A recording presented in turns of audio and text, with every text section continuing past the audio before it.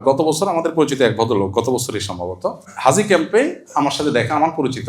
তো দেখি সাথে অনেক মহিলা। আমি বললাম এত মহিলা? তো বলো যে আমার ওয়াইফ, দুজন আমার ওয়াইফ, আরেকজন আমার বোন। তাই বললাম ওয়াইফ দুইজনকে একসাথে হজে নিয়ে যাচ্ছেন, ভালো কথা। তো বোন আবার সাথে, এটা সায়েন্স কি?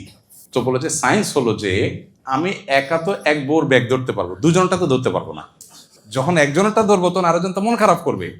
এই জন্য বোনরে হায়ার করছি যে তুমি ওই টাইমে আরেকজনকে টেক কেয়ার করবা। তো বেচারা এই সায়েন্সের উপরে শুধুমাত্র এই হাজব্যান্ড ওয়াইফের ঝগড়া মিনিমাইজ করার জন্য সে বোনরে আলাদা হায়ার করে নিতে হয়েছে তার। যে স্বামী স্ত্রীর মধ্যে ঝগড়া এমনিতেই তো হওয়া উচিত না, তারপরেও তো জীবনের অংশ টুকটাক হয়ে যায়, কিন্তু হজের সফরে তো এমনিতেই ঝগড়া করা নিষেধ, সেখানে কেন হবে? এই জন্য সবর করতে হবে। স্বামী ভুল করতে পারে, স্ত্রী ভুল করতে পারে, এই টোকাটুকি লেগেই থাকে, প্রায় অলমোস্ট লেগেই থাকে। হ্যাঁ, এটা হলো কেন, ওইটা হলো কেন, দেখছো সবাই কি করে, দেখছো সবাই কিরকম কেয়ারি, দেখছো ভাবির হাত ধরে বসে আছে, তোমার কোনো খবর নাই, তুমি দৌড়ে চলে যাচ্ছ।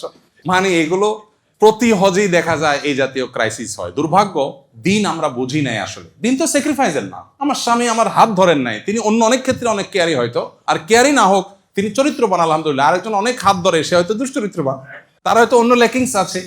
সো নিজেকে সান্ত্বনা দেওয়ার চেষ্টাটা আমাদের মধ্যে থাকতে হবে। অনেকগুলো এক্সপিরিয়েন্স আমার জমছে, তো সেজন্য আমি মোটামুটি শিওর হয়েছি যে এই জায়গাগুলোতে শয়তান অনেক বেশি অ্যাক্টিভ হয়ে যায়। আমাদের এই জন্য অনেক বেশি সতর্ক থাকা দরকার এবং শয়তান থেকে আল্লাহর কাছে অনেক বেশি পানা চাওয়া দরকার। আর স্বামী স্ত্রীর মধ্যে ঝগড়া, ওই যে হজ পুরা জিনিসটাতেই ঝগড়া করতে আল্লাহ নিষেধ করেছেন, সেখানে স্বামী স্ত্রী মানে নিজের ঘরের লোক, তার সাথে ঝগড়া, মানে কত ভয়াবহ হতে পারে। ঝগড়াগুলো হয় কি, ব্যাগটা তোমার সামনে দিয়ে দেখছো যে আরেকজন লোক